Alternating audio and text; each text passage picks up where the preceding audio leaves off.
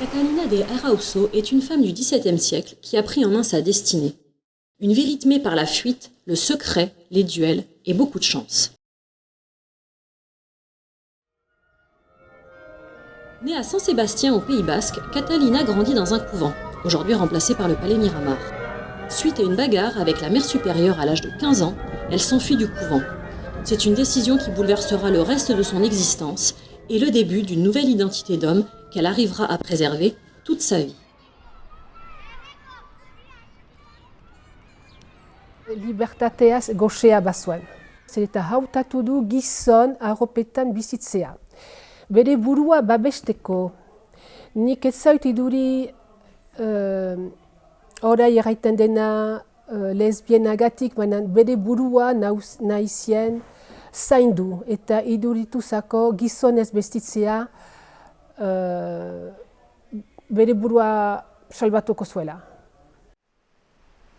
Après une certaine errance et divers petits emplois, Catalina s'embarque sur un navire, le Moussaillon, et voyage vers de nouveaux horizons, plus précisément l'Amérique latine. Sur place, elle s'engage dans l'armée, participe à de nombreuses batailles et se fait connaître par des faits d'armes qui l'amènent jusqu'au grade de lieutenant.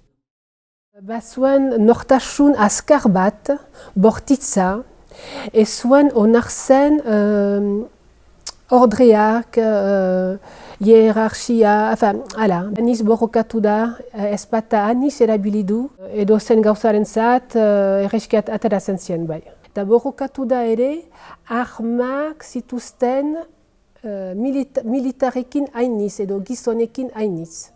Gau batez, jakin gabe, bere anaia zela, anaiaren kontra borrokatu da, eta anaia hildu eta hortan bere biziko pena handia izan da. Catalina est condamnée 2 fois à mort pour des situations où on la soupçonne d'être impliquée.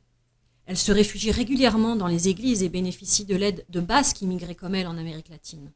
Cependant, suite à une énième fuite, elle est sur le point d'être emprisonnée et ne doit son salut qu'à la révélation de son secret à un évêque. Bai, erraiten da, xantza handi bat izan diela. Aldi batez, barku batetan zenean, gehienak ito dira, zen eta urperatu da barkua, baina haik bazaiken igerika eta salbatu da. Eta beti eskualdunek eta apez eskualdunek beren erizetan babestu dute, asiloa emanez, eta beti hola ateratu da, eta hor ikusten da elkartasun handia bazela eskualdunen artean. Sauvée de justesse par la révélation de son véritable sexe, Catalina revient en Espagne. Sa fabuleuse histoire se répand. Elle demande audience auprès du pape Urbain VIII qui l'absout et l'autorise à continuer de s'habiller en homme. Elle retourne vivre en Amérique latine et meurt en 1650 à l'âge de 58 ans.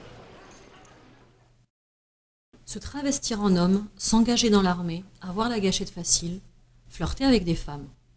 Est-ce pour véritablement prendre en main sa destinée que Catalina joue au maximum la carte de la masculinité ?